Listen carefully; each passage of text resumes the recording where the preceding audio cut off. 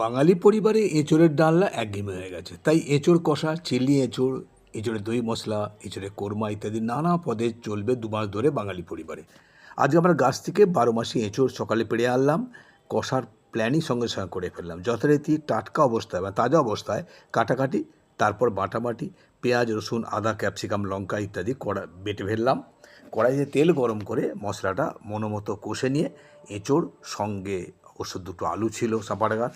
অনেকেরই ধারণা এঁচোড় না ভাজলে রান্না হয় না, মোটেই না।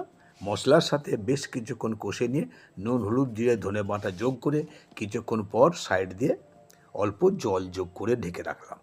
ঢাকনা খুলে ঘি, গরম মশলা দিতেই বেশ গন্ধে মমা করছিল। তোমরা অবশ্য উপরে ধনে পাতা ছড়িয়ে দিতে পারো। খুব ভালো খেলাম দুপুরে। এঁচোড় কষা যেমন দিনে চলে তেমন রাতেও চলে। আমরা রেখে দিয়েছি কিছুটা, রাতে রুটিতে খাবো বলে। তোমরাও এটা ডিনারে খেতে পারো।